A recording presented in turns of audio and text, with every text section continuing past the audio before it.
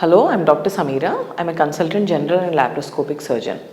So ఇవాళ నేను patient awareness కోసం మాట్లాడబోయే topic gastritis or acidity problem అసలు ఎందుకు వస్తుంది, దీనికి ఇంపార్టెంట్ రీజన్స్ ఏంటి, దీని నుంచి మనం ఎలా how we can do some life style modifications to get out of this problem.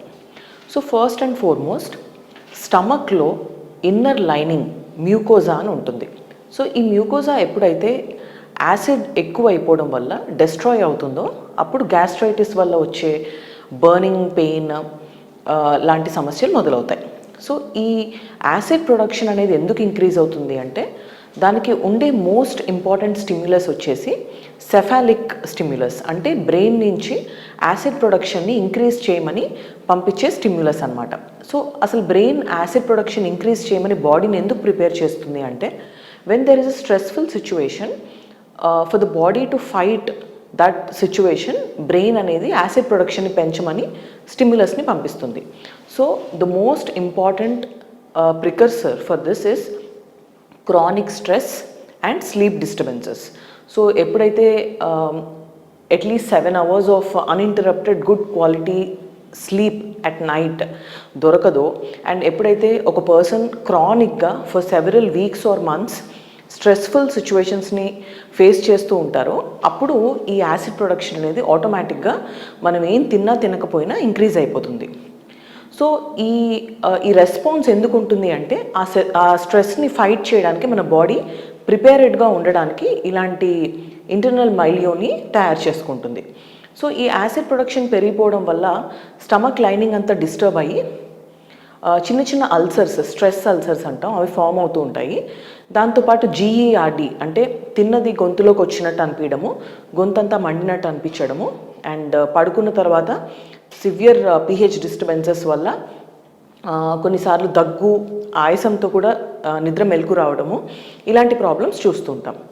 So దీనికి అడిషన్లో మనకి యాడ్ అయ్యే చిన్న చిన్న ప్రికర్సర్స్ ఏంటి అంటే ఫస్ట్ థింగ్ స్పైసీ ఫుడ్ ఎక్కువ తీసుకోవడము, ప్రాసెస్డ్ ఫుడ్ ఎక్కువ తినడము, అంటే బయట ఫుడ్ ఎక్కువ తీసుకునేవాళ్ళు, and caffeine intake in the form of coffee or tea ఎక్కువసార్లు తాగే అలవాటు ఉన్న వాళ్ళలో, ఆల్కహాల్ తీసుకునే వాళ్ళలో, స్మోకింగ్ చేసే వాళ్ళలో కూడా ఈ ఫ్యాక్టర్స్ అన్నీ యాడ్ అవ్వడం వల్ల ప్రీవియస్గా ఉండే stress and improper sleep habits కూడా ఉండటం వల్ల ఈ ప్రాబ్లం ఇంకా పెరుగుతూ ఉంటుంది.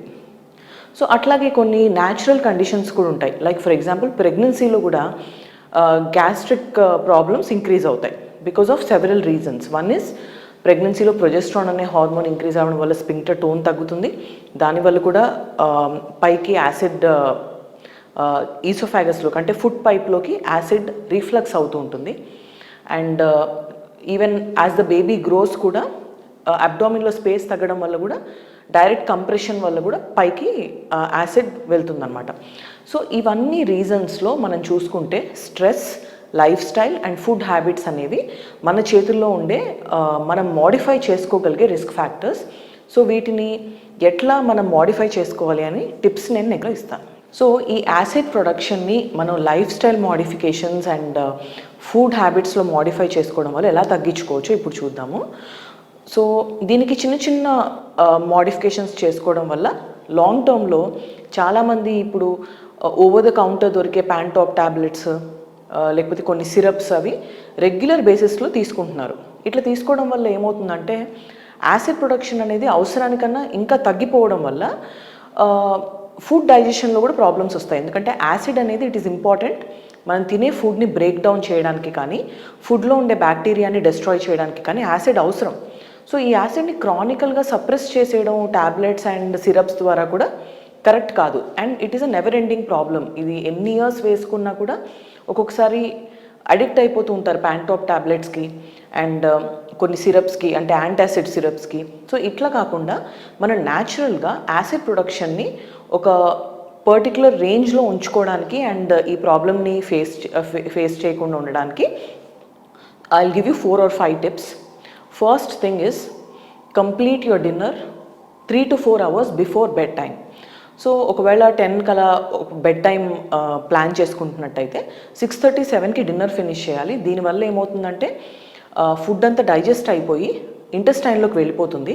So by the time the patient or the person sleeps, ఆ యాసిడ్ అనేది న్యూట్రలైజ్ అయిపోయి ఉంటుంది. దానివల్ల తిన్నది గొంతులోకి రావడం అనేది తగ్గుతుంది.